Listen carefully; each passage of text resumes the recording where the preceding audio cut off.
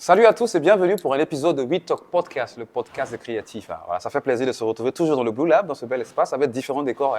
Vous avez eu à découvrir le décor bleu, le décor avec les CD et tout et tout. Mais aujourd'hui, nous avons un décor spécifique, au fait. Voilà, l'homme du concept, the ghost, le directeur artistique de Concept Studio. Et puis, il est photographe aussi. Il a une panoplie de comment on l'appelle, que dire, on en parlera. Ladies and gentlemen, Wilfried. Il a Tony, il a Santana, on sait même plus. Non, Santana, c'est mon nom de famille. Santana, ok, Santana. Santana, c'est mon nom de famille. Beaucoup de gens pensent que c'est mon blaze, non, c'est mon nom de famille. Je m'appelle Santana Kaku Wilfried à l'état civil. Voilà, Santana Kaku Wilfried. Oui. Wilfried Santana, voilà, c'est un senior man, Ça fait plaisir de te voir, frère. Pareil, mon frère. On est là, ça fait plaisir. Merci pour le respect, ça fait plaisir. Merci pour la spontanéité surtout. Voilà, on ne se parle pas vraiment. Si. Voilà. Moi, je dis, c'est comment je vais me rendre concept. C'est comment Ouais, mais fallait, c'est toi. Et puis en plus, ça fait tellement longtemps qu'on ne s'est pas vu, donc je me suis dit, c'est quand même une occasion de se retrouver, de discuter, d'échanger. Et puis bon, on va prendre le temps de renouer tout ce temps-là. Ça fait plaisir. Donc, on vous invite toujours à suivre notre page Instagram qui est wetalk.podcast et puis aussi vous abonner à la cloche de notification, surtout sur la page YouTube. Et voilà. Et on commence les hostilités juste après le jingle.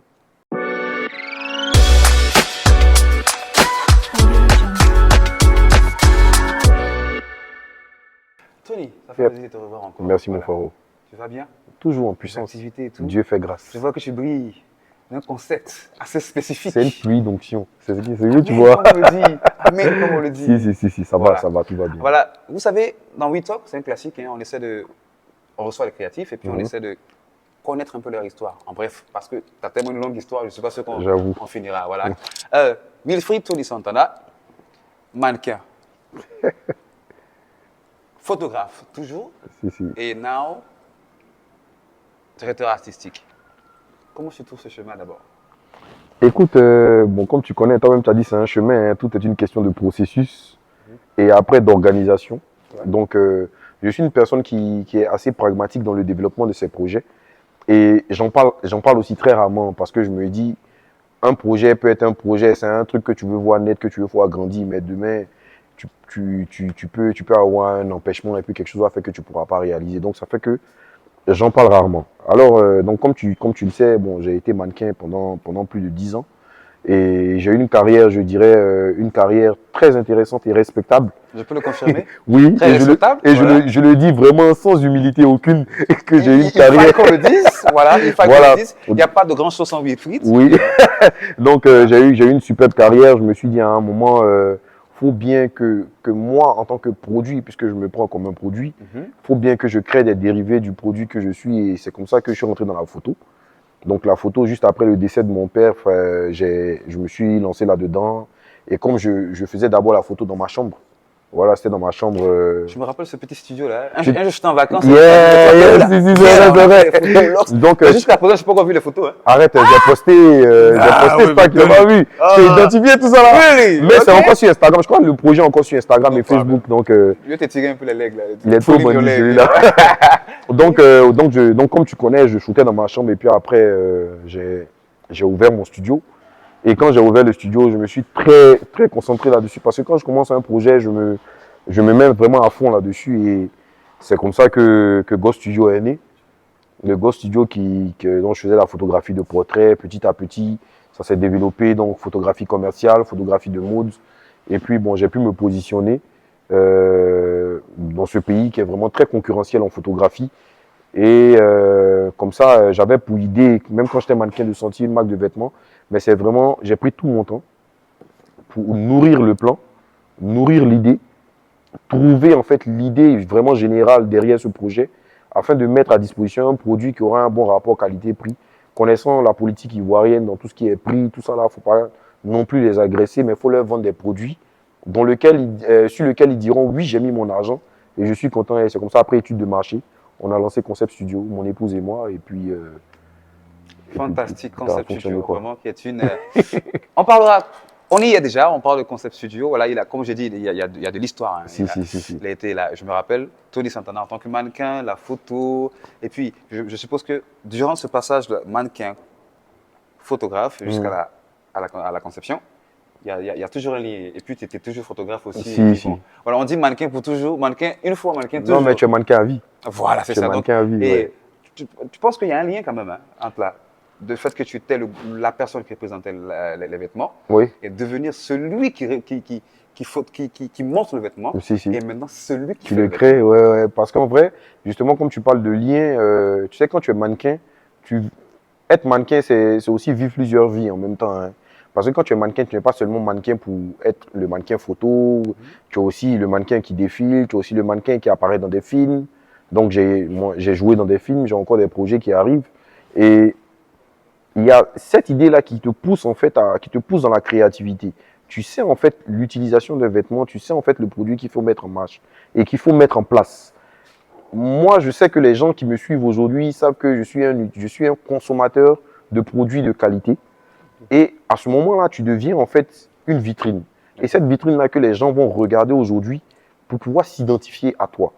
Je sais que le streetwear, par exemple, c'est un mouvement qui existe depuis longtemps en Côte d'Ivoire, tu vois. On a plein de marques comme tu as Somewhere, tu as Bourgeoisie, des marques que je connais, que j'ai aussi achetées. Et je me suis dit, en fait, pourquoi pas approfondir, pousser un peu plus, dans un style un peu plus simple et minimaliste, tu vois, pousser un peu plus dans cet univers-là pour accrocher les gens. En fait, ils sont à la recherche de produits de qualité sans pourtant forcément mettre beaucoup d'argent. Voilà. Non, ça me fait rebondir à la question, la marque concept qui est vraiment minimaliste. Oui. Donc, est-ce que c'est pas une excuse de pouvoir, on rebondit, est-ce que c'est pas quand je parle de minimaliste, c'est parce que tu aimes le minimalisme? Oui. Ah, ok, d'accord. Oui, Est-ce que c'est pas un échappatoire pour ne pas vraiment se taper des Mais- recherches pour le graphique? Mais C'est plus non, tu sais, se faire de tu sais que grandes- même dans le minimalisme, il y a du travail. Oui, oui. Parce que tu peux pas faire un truc minimaliste qui ne va pas accrocher. Tu peux faire un truc minimaliste qui ne va pas accrocher du tout. Les gens ne vont pas comprendre ton idée derrière. Mais tout ça, il y a du boulot derrière. Tu n'échappes à rien du tout. Tu n'échappes à rien du tout parce que les faits sont là. Et même quand tu veux créer un produit minimaliste, il faut que le produit soit de qualité. Ah ben, parce qu'ils diront, c'est un sac avec une barre. Une barre, tu vois. Mais est-ce que le sac, en fait, le sac n'est pas qu'un sac avec une barre? Mais c'est un sac travaillé. Tu vois, ça peut être du cuir, mais ça doit être du véritable cuir. Ça peut être du daim, ça peut être du daim nubuck, tu vois. Il y a plein de déclinaisons. Mais moi, je suis allé vraiment sur un détail très important. C'est que quand la personne achète son produit, elle sait qu'elle a acheté un produit de qualité. Tu vois. Et puis, il y a le fait de porter. Et bizarrement, hein, je ne sais pas si c'est spirituel ou quoi que ce soit, tous ceux qui ont eu à porter ont eu la même réaction. C'est d'être à l'aise là-dedans. Ok, C'est qu'ils se d'accord. sentent bien. Tu vois, c'est vraiment. Je ne sais pas comment développer Un état cette idée, d'esprit. mais tu vois, au-delà du fait que ce soit minimaliste, mais c'est confortable. Donc, un produit minimaliste N'est pas se dit, forcément dérivé de. n'est pas forcément dérivé Sans effort. de sans effort, mais il y a toute une technique derrière qui te permet en fait de satisfaire le client. Parlons de la conception du design. Concept, je fais cette figure-là. Concept. Parlons de la conception du design. Voilà. Ok, le Comme on logo. dit, le logo. En fait, le logo, à la base, quand je l'ai créé, je voulais en fait une lettre de l'alphabet grec parce que j'adore la culture grecque, Ok. tout ce qui est Grèce antique et tout, tu vois. Donc, quand j'ai payé un O avec une petite barre là-dedans. Donc, quand ma femme et moi, on est assis, on est en train de chercher à créer le logo, on se dit, vu comme ça va paraître trop simple. Donc, on va essayer de tirer la barre à l'intérieur là qui va parler d'équilibre, qui va parler de mixité, d'équilibre entre la vie et la mort, entre les hommes et les femmes, dans la vie courante, tu vois. Donc, c'est cette mixité-là qu'on a rajoutée aux vêtements, ce qui fait que ces vêtements-là, les femmes portent, les hommes aussi portent.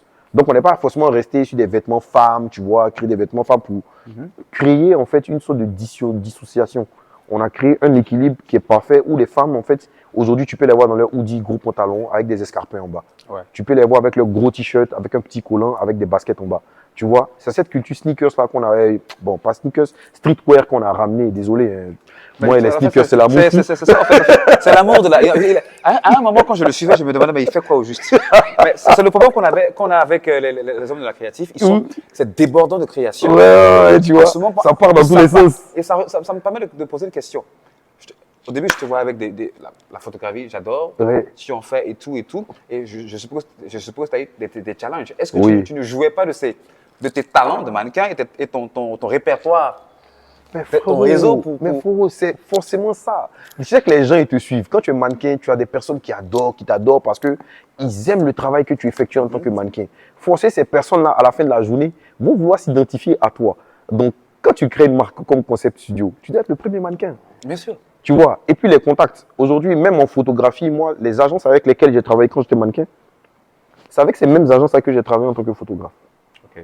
Je ne sais pas si on se comprend. Ouais. Donc, tu as plein d'agences.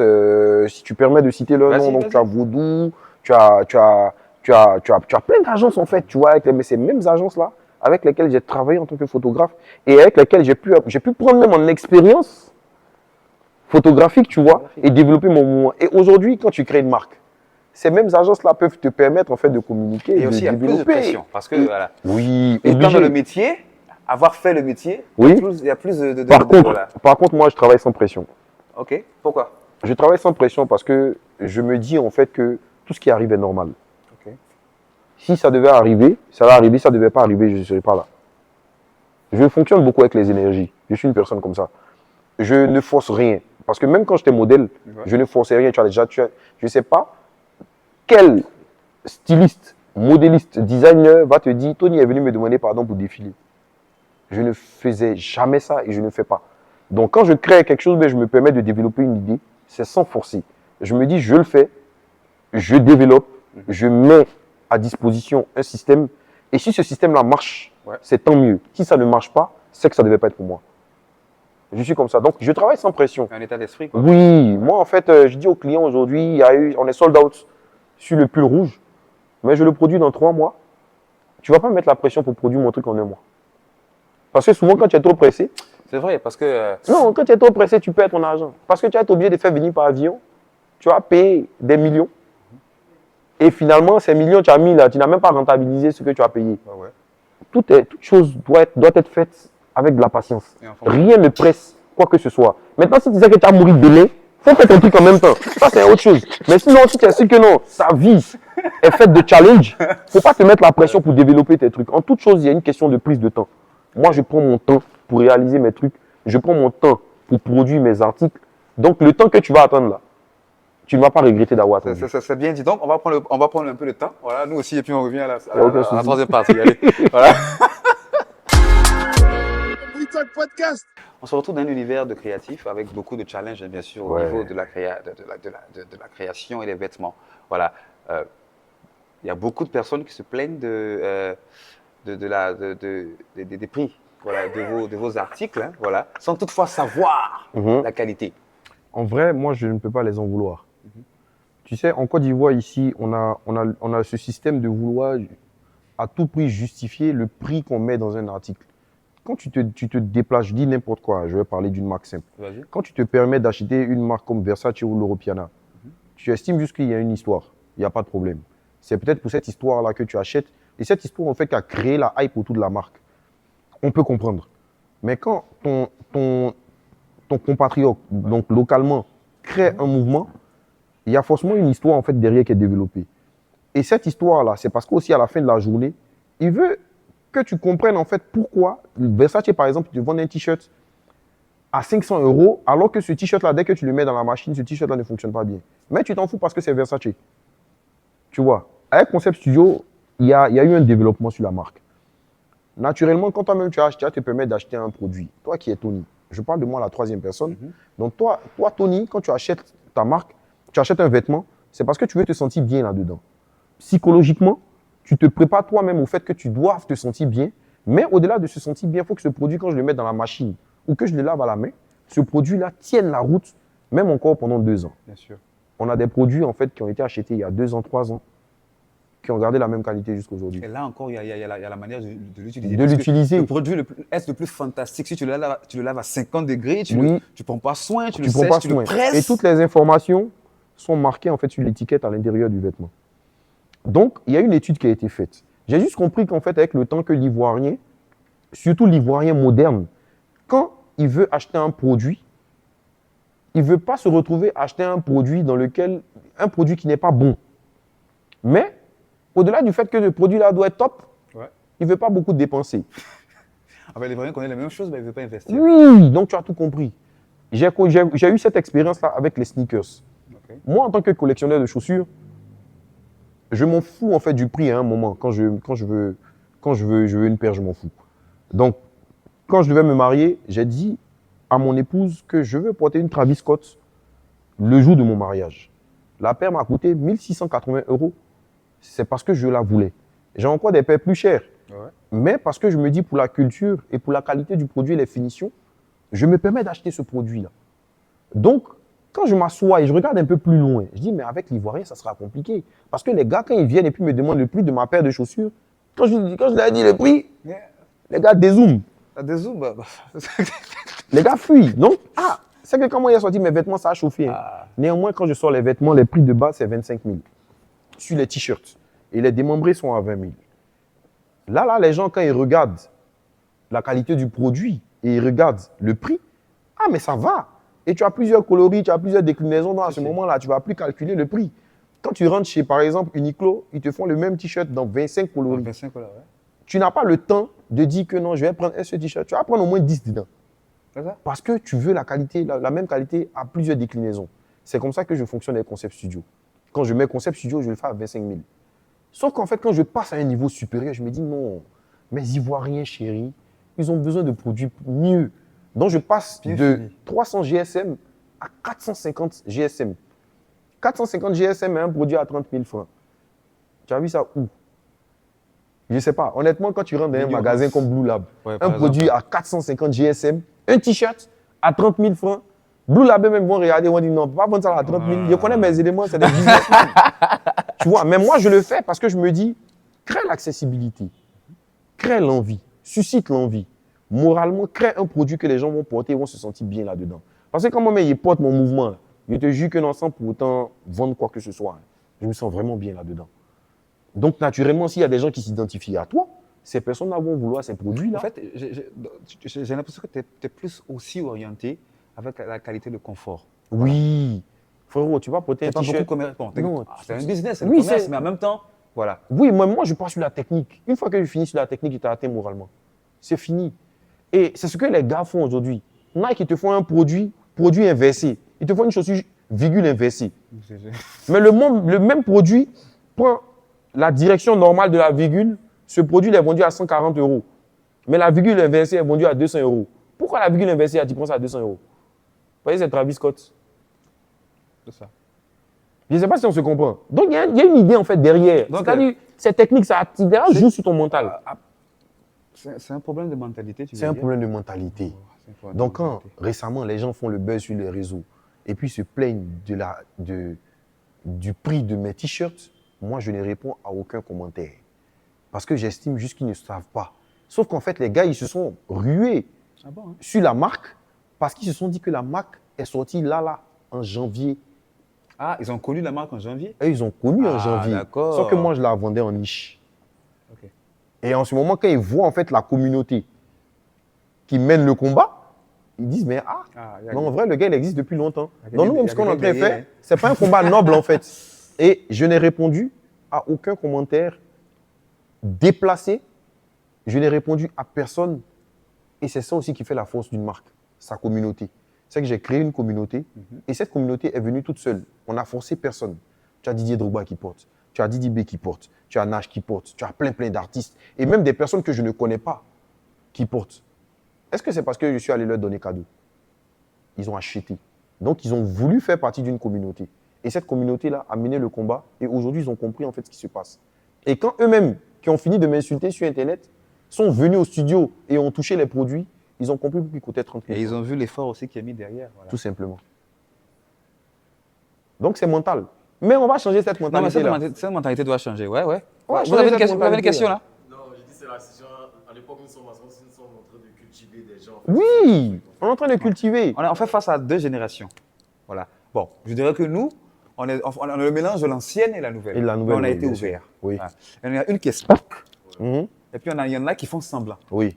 Voilà, donc c'est... Non, ceux qui font semblant, ils sont déjà dedans. Hein. Mais ils font Non, semblant. ils sont dedans. Ils veulent juste en fait, suivre une tendance. Tu as des gens comme ça qui suivent des gens comme ça, béni oui.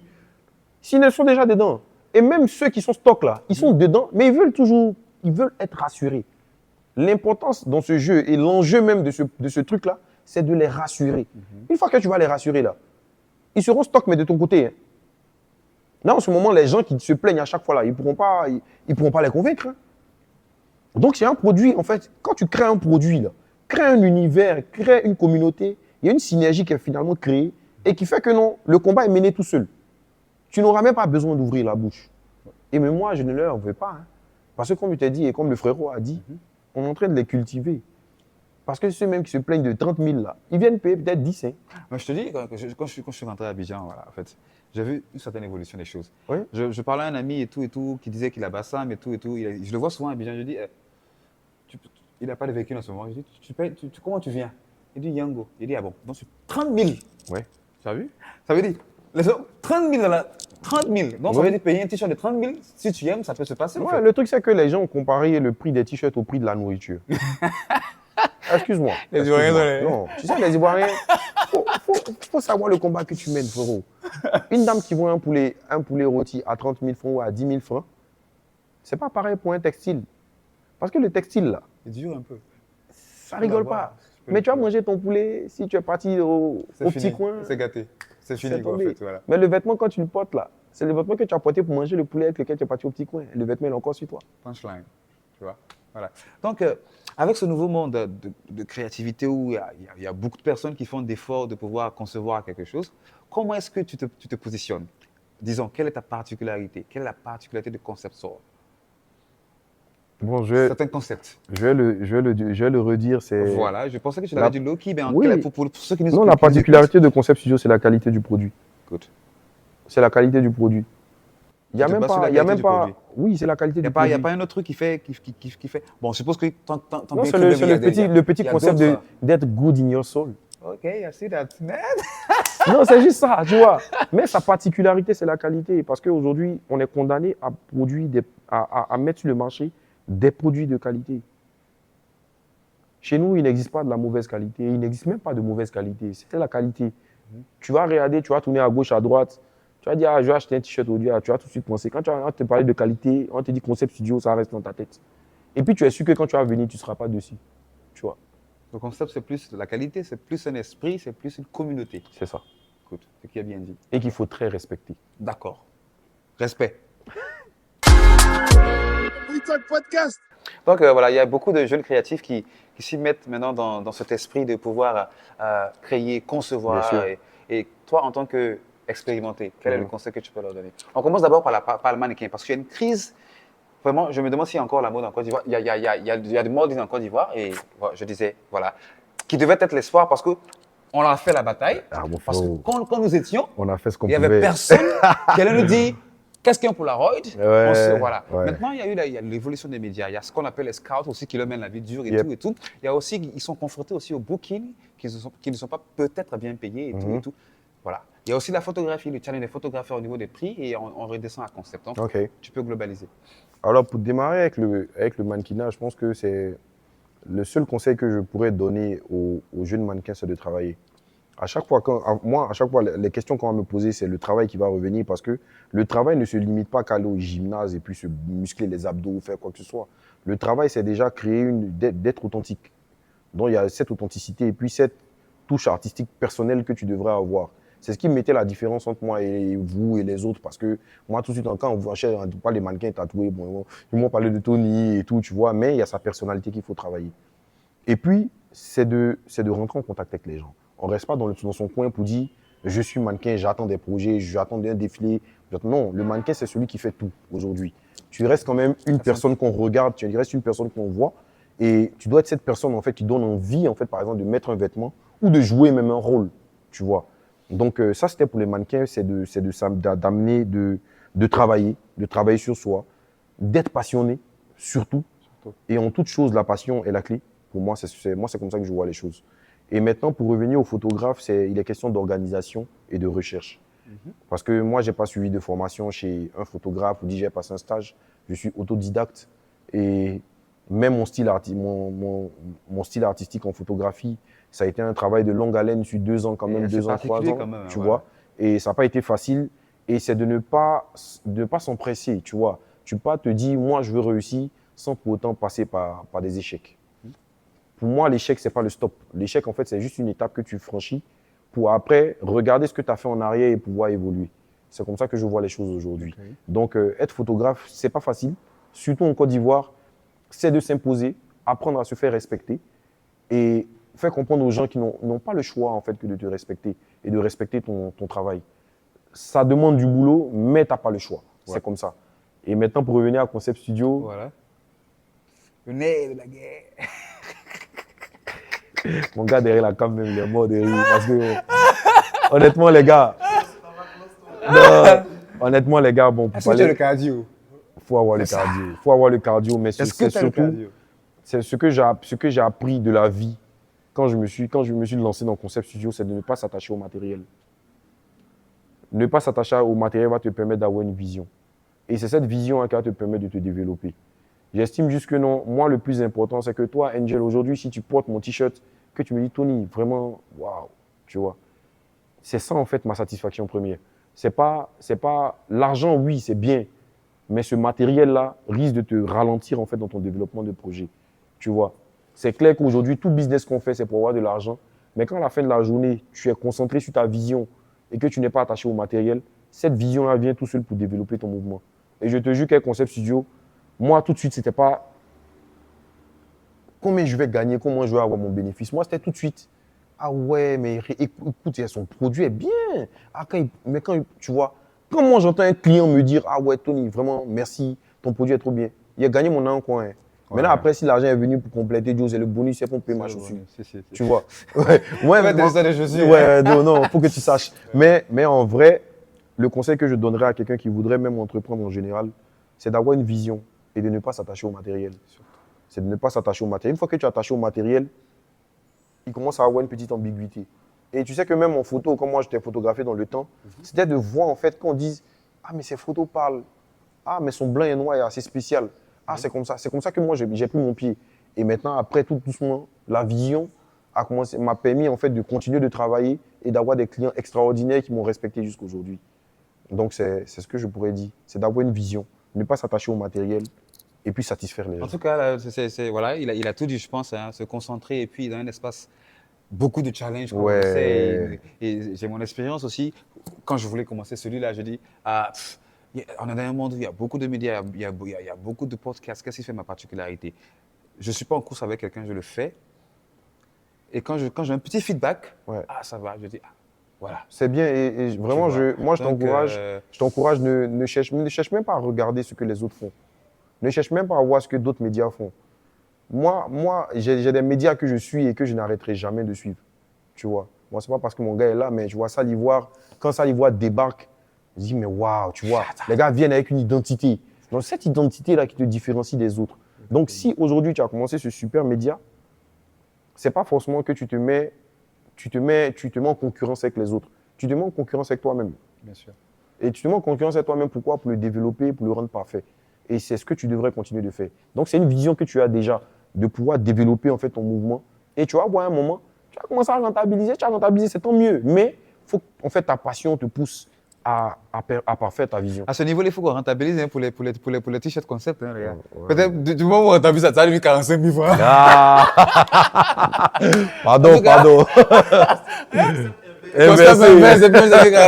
En tout cas, les gars, c'était un plaisir d'être Pareil, avec vous. pareil. Et merci encore pour ta spontanéité. Merci à toi Voilà. surtout. Et c'est ce genre de petits gestes-là que j'apprécie vraiment. Voilà, je le dis, c'est Nono. Bon, Nono, il savait depuis, mais genre, moi, à Tony, il a dit, mais Tony, non, il va pas me mettre dans son même. Non. Mais paf. En tout cas, merci pour ça. Je pense que Si, c'est ce si. petit soutien-là, son petit temps là, entre midi et deux, il vient du studio. Là, voilà, il Non, dit, ça viens. bouge pas, ça Voilà, bouge donc, pas. voilà, c'était We Talk, hein, le podcast des créatifs. Et puis, c'était Wilfried Tony Santana. Visitez la page sur Concept Studio. Et puis, prenez-en des articles. Là, voilà, We Talk. Merci.